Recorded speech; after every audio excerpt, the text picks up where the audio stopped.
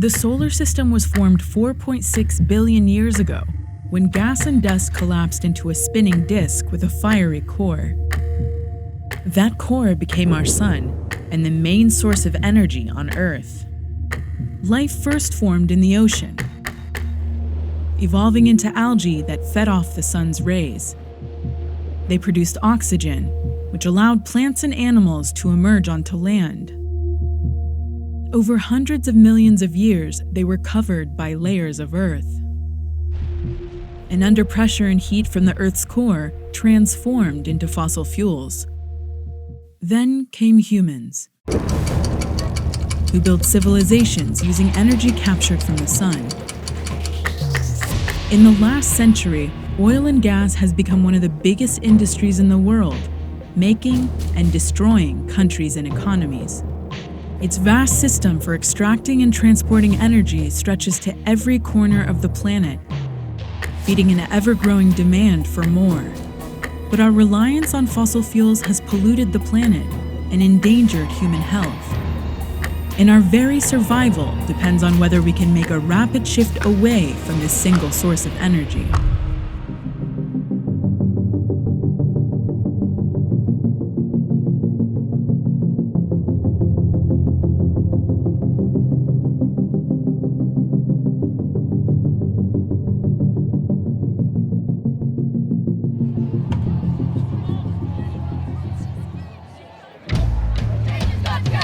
The urgent threat posed by climate change has sparked demonstrations across the globe as people call for an end to fossil fuels. If we continue at the rate we are now, by the year 2030 we will set off an irreversible chain reaction which will trigger events beyond human control. Then there's no going back. But even if we kick our fossil fuel habit, we'll still need to get our energy from somewhere. Where exactly that'll come from is one of the most pressing questions of our time.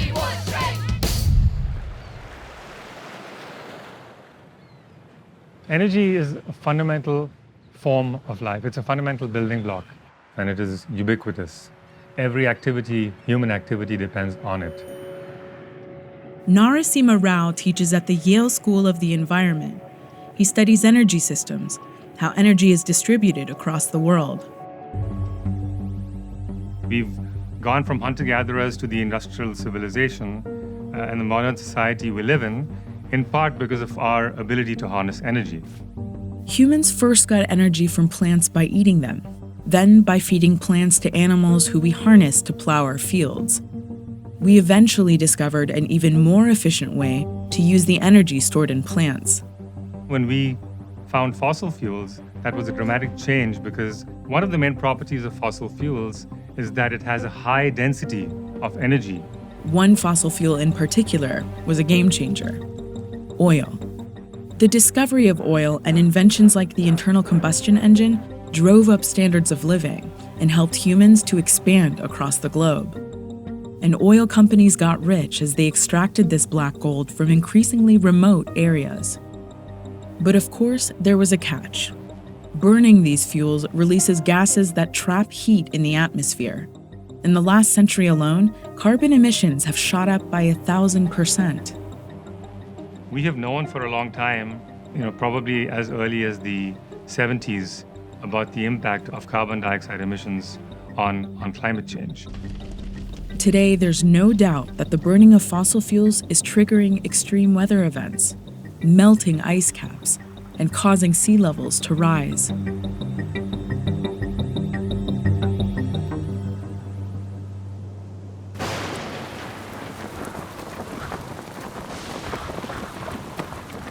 Storm just came in, and it's coming down really hard.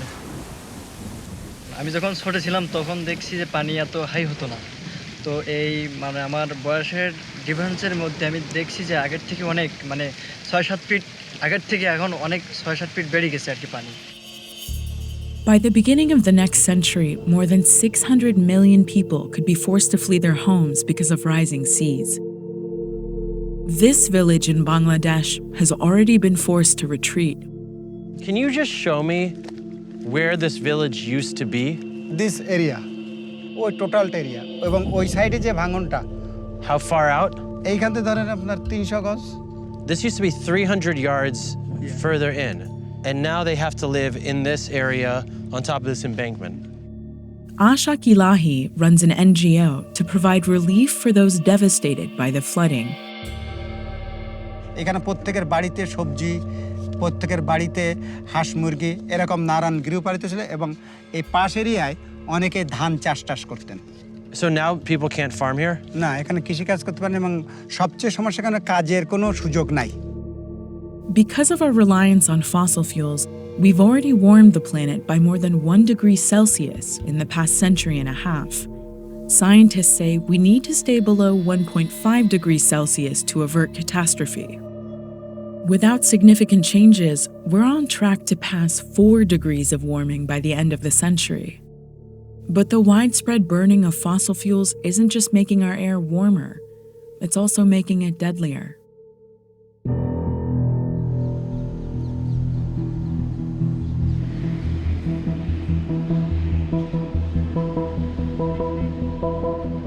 Air pollution is now a leading cause of premature death worldwide.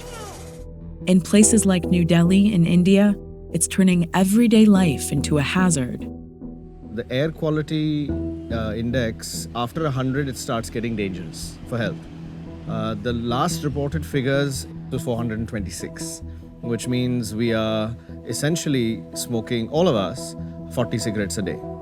So the incomplete combustion of fossil fuels causes about 7 million people estimated today to have premature deaths as a result of this air pollution. That includes women and children and even infants. When we burn fossil fuels, we pollute the skies. Oil in its raw form also contaminates the environment.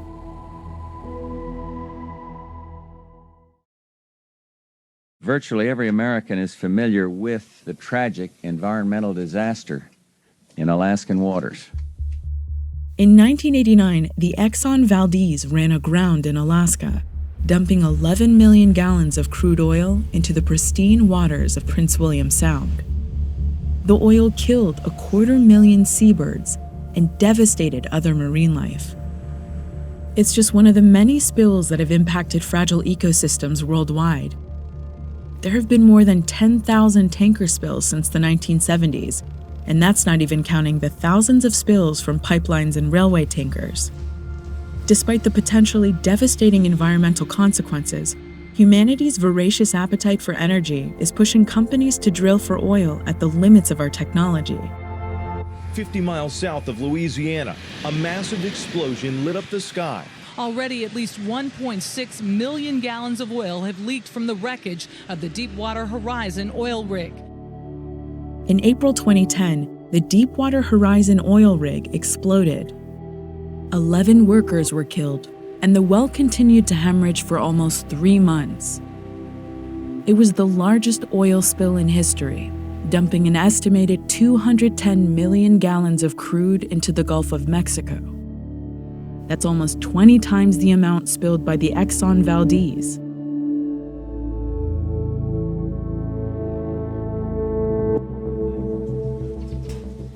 Carla Desport, an oil cleanup volunteer, says her entire family was affected. Since the oil spill, I'm on 3 inhalers. And this one right here, she started out with just a little sore here. And literally overnight, it overtook her face and she woke up and looked like she had been set on fire. Usually a lot worse than this. And are there other kids in your school that have rashes as well? Yeah. 10 years later, shrimpers, cleanup workers, and Gulf Coast residents are still reeling from the effect of the spill. Every time I turned around, somebody I knew was being diagnosed with some form of cancer. Some of them have, expired because of this. They've passed away. Those impacts, like the oil that remains on the seafloor beneath these waves, will last for decades to come. The massive footprint of our energy use is impacting the Earth on a geological scale. The ability to extract energy from fossil fuels has enabled a form of activities that we just could not do before. Things like heating materials to thousands of degrees of Celsius, which allows us to build elements like cement and steel. And that in turn has allowed us to build vast cities that are hungry for even more energy. But not all cities consume the same amount of energy. The discrepancy in energy use across the world is quite staggering. A city like New York would consume potentially 10 times the amount of energy per capita as a city in a developing country. The demand for energy has grown 7-fold over the last century, fueled in large part by developed countries chasing higher living standards. That demand has often been met at the expense of resource-rich but lesser developed countries. Nigeria sits on one of the largest oil reserves in the world. We're riding through the Niger Delta right now. Nigeria's oil reserves are under us. The country is a major exporter, sending more than $40 billion worth of oil to places like Europe and India every year. Shell, Exxon, all these big companies have pipelines under us, and this is where oil theft is rampant. Illegal oil refineries have sprung up to capture some of the wealth hidden below. It's dangerous work, but a source of desperately needed employment. To say the truth, I don't have any other handwork. I survive with this little work that I'm doing illegally. Discontent is growing in the Niger Delta. Residents suffer from the environmental damage caused by oil extraction, but see few of its benefits. The only way that some are actually able to profit from the country's riches is by selling illegal kerosene at markets. Since they don't have access to the refineries, they produce it locally. What you see here is just a means of survival. We are fighting to eat. The energy industry, as it has developed based on fossils, has kind of rested on a foundation to some extent of inequality. Inequality in the benefits of this industry, as well as inequality in the impacts or the environmental impacts. Irreversible climate change, millions of early deaths, exploitation, and pollution. The impact of our dependence on fossil fuels for energy stretches across the planet, and the fallout most often affects those who have least contributed to the problem. Developing countries are in a precarious situation right now. They're facing the brunt of the impacts of climate change. And if they want to avoid those, they have to contribute to mitigating climate change. Well, what that means is that they have to make a massive investment in a decarbonized energy system at an income level that is up to 1/10 of that of industrialized countries. And now, developing countries are being asked to accept an even greater burden.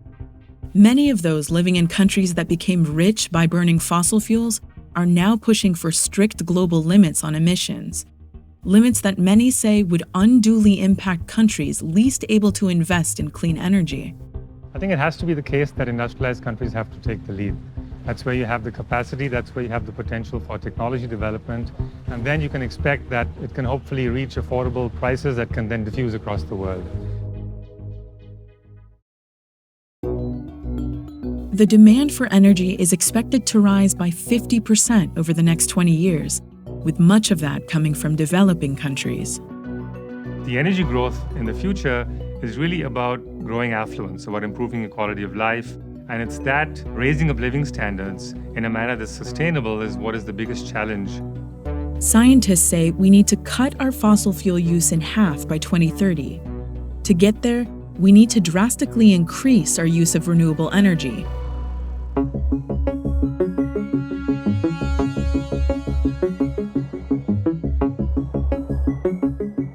Wind power currently provides 5% of global energy.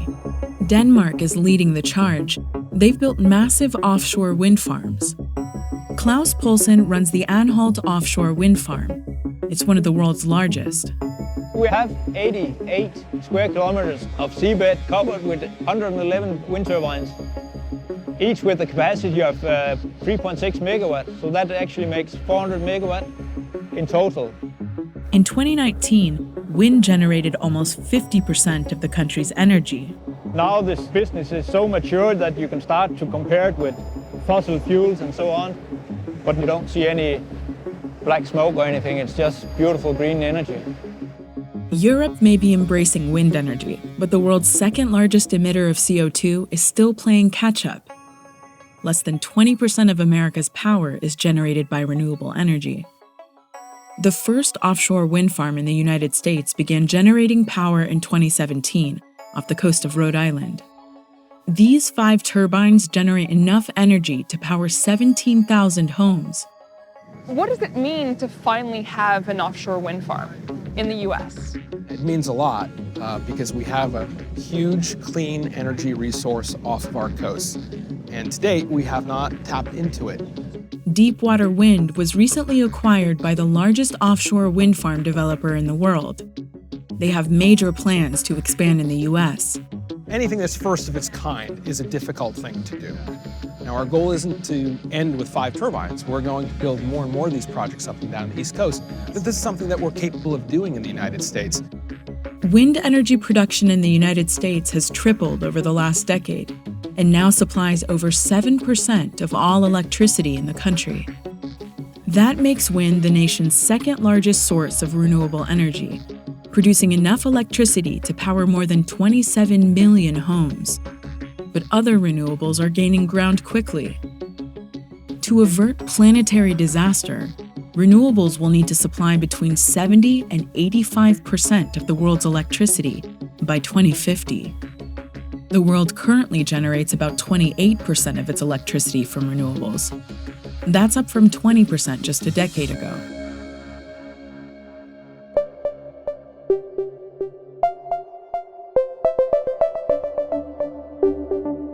In the meantime, others are exploring a more radical solution: experimental nuclear energy. Fusion is where we're going to. Fusion is the energy source we need if we're going to exist thousands of years as a society in the future. Taylor Wilson built a working fusion reactor in his garage at the age of just 14, and since then has continued to experiment with making fusion more accessible. The problem is it's really hard to do, and that's why we built this facility, the largest laser facility ever built.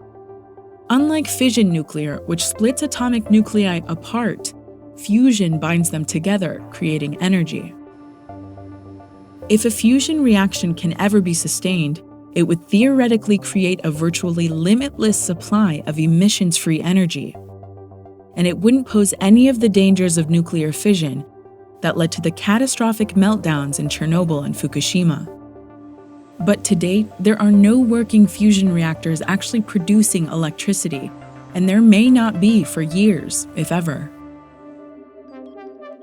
The industrial organization of the energy sector has led to the creation of very large centralized monopolies and very few companies that really dominate the sector. My concerns are, of course, that we have a lot of entrenched interests that do not want to see this transition. For decades, energy companies downplayed the connection between climate change and the burning of fossil fuels. Historians like myself have known for a long time that academic and government scientists were already talking about climate change in the 1960s and 70s. What we've learned recently is that ExxonMobil knew too. Yet they continue to drill. Oil and gas production grew by 3% in 2018. Between 2020 and 2024, energy companies are expected to spend $1.4 trillion on new projects. There's one practical issue with regards to the energy transition, which is how do we deal with employment? A lot of people who work in coal mines and in the oil industry would need other jobs. And I think over time, we need to be concerned about that.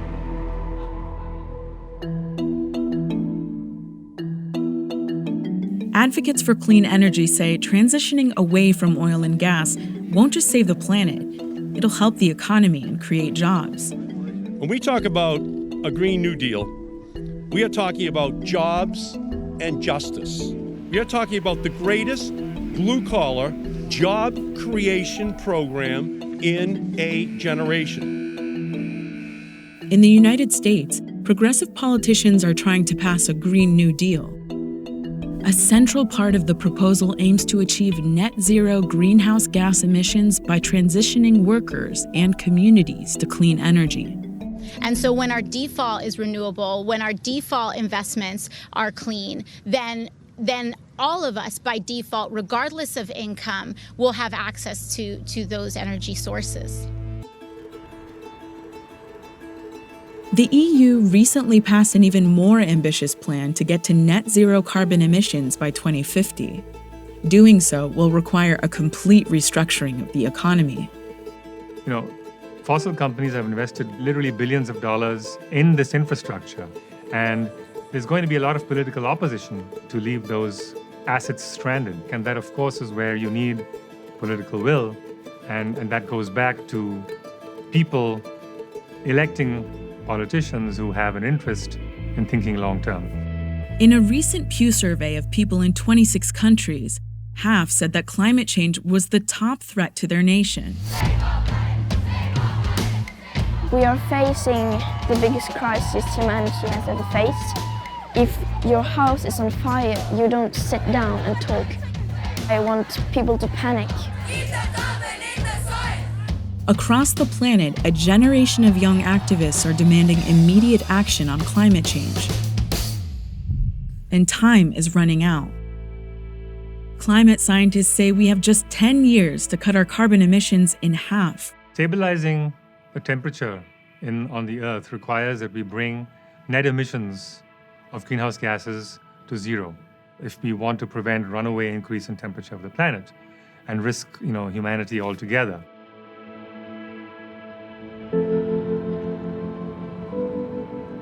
When he dreams about a future without carbon, Rao is excited about the possibilities, especially in cities. One thing when I think about a future city in a low-carbon society, think of them being quiet. We expect that a lot of the city is going to be electrified. We'll have electric transport, and we'll have buildings electrified.